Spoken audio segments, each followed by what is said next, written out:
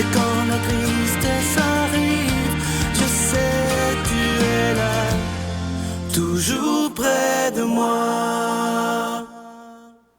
C'est toujours avec une grande joie que je vous retrouve tous les matins. Tout d'abord, bonjour. J'espère que vous n'êtes pas trop fatigués de vos fêtes de Noël. Mais on continue, nous, comme on le fait depuis des années, à méditer sur la parole de Dieu. Et aujourd'hui, comme on le fait tous les mercredis, on va rejoindre notre bibliste, l'abbé Raymond Gravel. Cette émission vous est présentée par l'organisme catholique La Victoire de l'amour. Depuis toujours, l'être humain cherche le chemin qui mène au vrai bonheur. Pourtant, encore aujourd'hui, notre monde se meurt d'un manque d'amour. Il y a plus de 2000 ans, un homme du nom de Jésus de Nazareth est venu bouleverser le monde, et ce, à tout jamais. Si tu acceptes le Christ dans ta vie, tu es condamné à être heureux.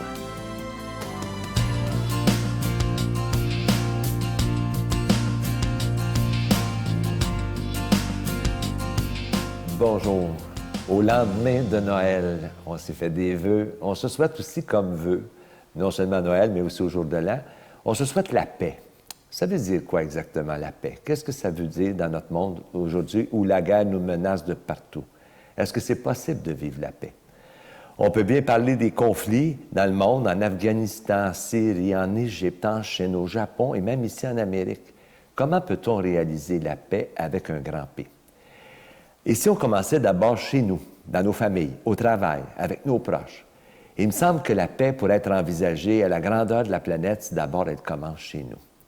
Pensez à des personnes de votre entourage avec qui vous avez eu des altercations, des chicanes, des personnes que vous ne voulez pas voir, encore moins les rencontrer ou leur parler. Comment peut-on espérer la paix dans le monde si nous sommes incapables de la faire chez soi? Alors je pense que c'est comme ça que ça va venir. La paix étendue à la grandeur de la planète si on commence d'abord chez soi, en famille, avec nos proches. Vous connaissez tous Gandhi, je vous en ai déjà parlé, ce grand témoin de la paix dans le monde. Et Gandhi disait, le jour où je rencontrerai un chrétien qui vit vraiment les béatitudes qu'on a dans l'Évangile, je vais me convertir à la foi chrétienne. Je ne suis pas sûr s'il en a rencontré un. Il dit, ce message des béatitudes, il est tellement fort. Et il dit, à mesure que je lisais ce texte-là, je me suis rendu compte que mon contact avec les vrais chrétiens, c'est-à-dire des femmes et des hommes vivant pour Dieu, je vis que le christianisme n'était pas encore réalisé. Et en lisant toute l'histoire de cette vie sous ce jour-là, il me semble que le christianisme est encore à venir. En effet, bien que nous chantions gloire à Dieu dans les cieux et paix sur la terre, dit-il, il n'y a aujourd'hui ni gloire de Dieu, ni paix sur la terre. Aussi longtemps que cela reste une fin encore inassouvie, et tant que nous n'aurons pas déraciné la violence de notre civilisation, le Christ ne peut pas être né. Hey, Gandhi nous dit ça, c'est même pas un chrétien. Alors pour faire naître le Christ, il faut le faire naître la paix dans notre monde. Depuis 2000 ans que nous célébrons Noël, sommes-nous convaincus que le Christ est véritablement né? Et sinon, qu'est-ce qu'on attend pour le faire naître? Il n'en tient qu'à nous de le faire, en vivant les béatitudes, en relisant le sermon sur la montagne, selon Gandhi, mais en vivant pleinement ce monde de paix auquel on aspire tous, mais qui commence d'abord chez soi, dans nos familles, avec nos proches. Joyeux Noël. Notre Père qui es aux cieux, que ton nom soit sanctifié, que ton règne vienne, que ta volonté soit faite sur la terre comme au ciel. Donne-nous aujourd'hui notre pain de ce jour. Pardonne-nous nos offenses, comme nous pardonnons aussi à ceux qui nous ont offensés. Et ne nous soumets pas à la tentation, mais délivre-nous du mal. Car c'est à toi qu'appartiennent le règne, la puissance et la gloire, pour les siècles des siècles. Amen. Comme on est arrivé à Noël, évidemment, je me permets de vous demander une offrande spéciale de Noël pour le ministère de la Victoire de l'amour. Et lorsqu'on fait ce geste-là, c'est comme si on disait à Jésus, j'ai le goût, en cette période de Noël, de te donner un cadeau afin que ta parole soit annoncée par la télévision, par Internet, par Facebook, par tous les moyens de communication qu'on a aujourd'hui. Merci de tout cœur. Et lorsque vous faites un don de 25 $ et plus, on vous envoie un cadeau pour vous remercier. Ce mois-ci, c'est un beau pendentif qui vient avec la chaîne plaquée argent.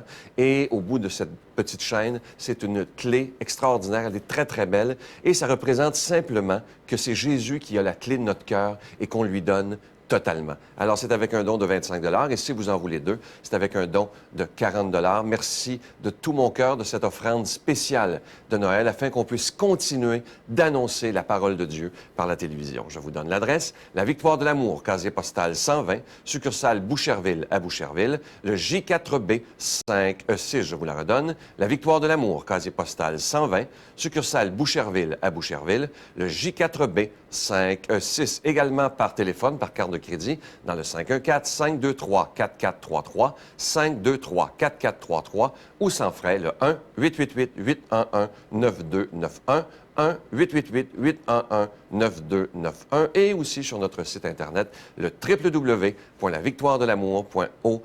Je vous rappelle également qu'on vous envoie toujours un reçu pour fin d'impôt, et je veux prendre le temps de vous dire merci d'abord de votre prière, c'est vraiment ce qu'il y a de plus important, et merci aussi de tout cœur de donner des mains à la Providence. Merci.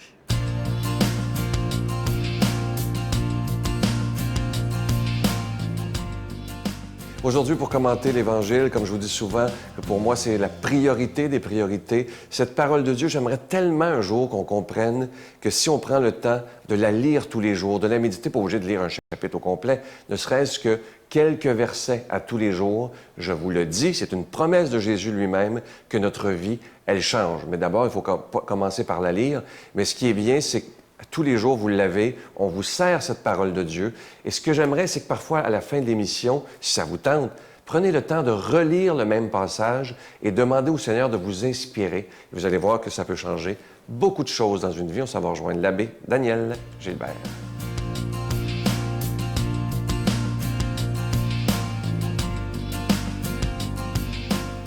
Jésus disait à ses disciples, « Méfiez-vous des hommes, ils vous livreront aux tribunaux et vous flagelleront dans leurs synagogues. Vous serez traînés devant des gouverneurs et des rois à cause de moi. Il y aura là un témoignage pour eux et pour les païens.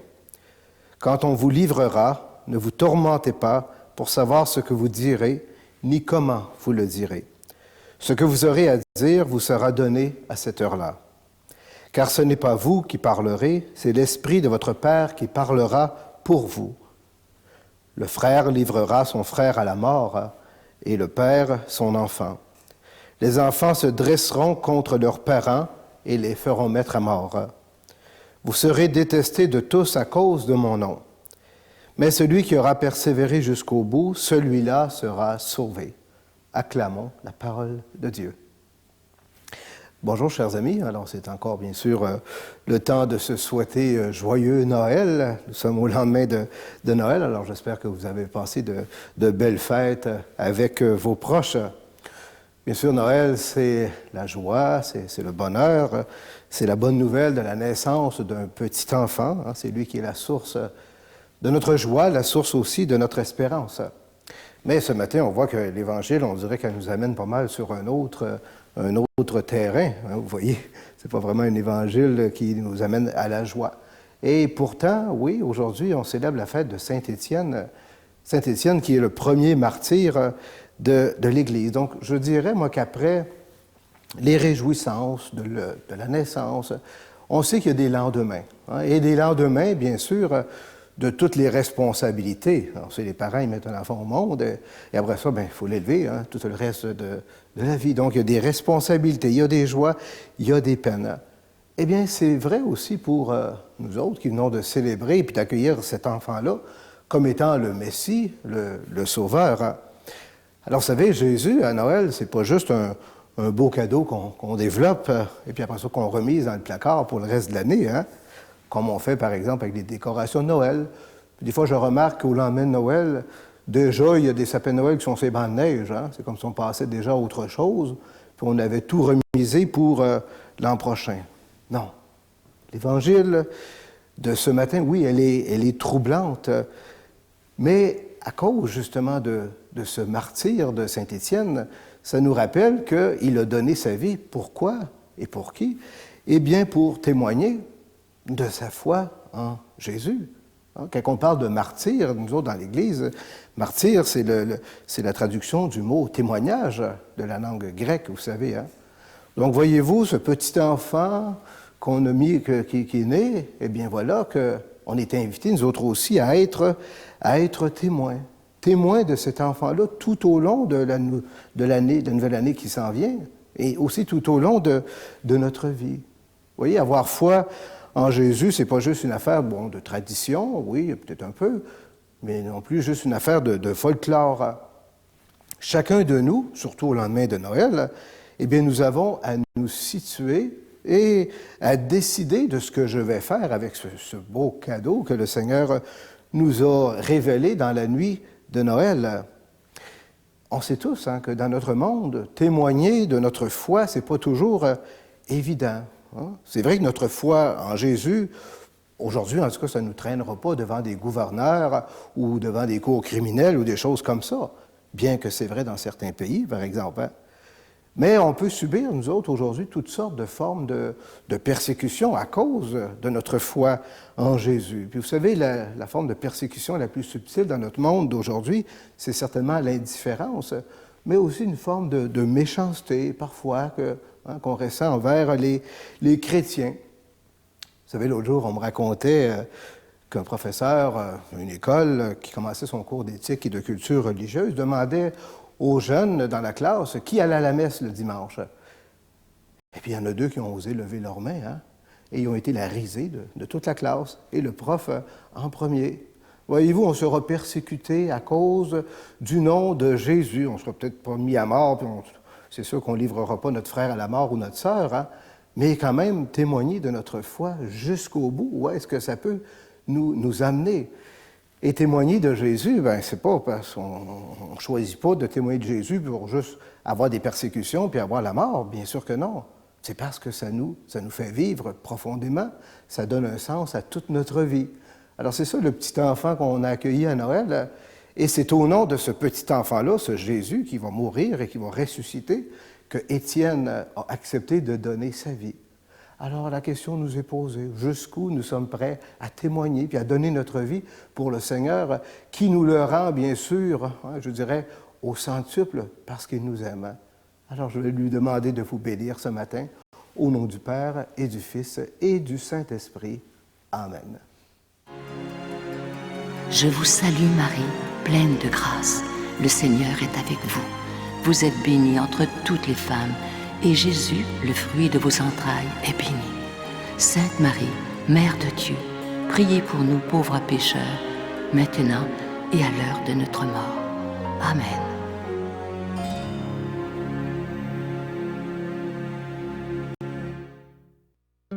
Dans le cadre de l'année de la foi, la Victoire de l'amour vous invite à son pèlerinage du 2 au 13 mai 2013. Nous irons ensemble à Paris, Versailles, Saint-Malo, le magnifique Mont-Saint-Michel, Chartres et Lourdes, en compagnie de Monseigneur Jacques Gaillot, Miguel Padilla et moi-même. Célébration eucharistique à tous les jours et enseignement. Réservez rapidement avec Voyage Intermission dans le 514-288-6077, 288-6077 ou sans frais le 1-800-465-3255, 1-800-465-3255. Venez vivre des moments inoubliables en compagnie de celui qu'on appelle Monseigneur des Autres, Monseigneur Jacques Gaillot de Paris.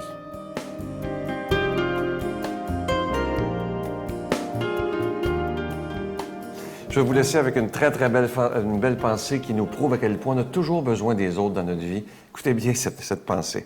Celui qui croit qu'il peut se passer des autres se trompe, et celui qui croit que les autres ne peuvent pas se passer de lui se trompe encore plus. Je vous souhaite une belle journée et je vous attends demain matin. Bye bye.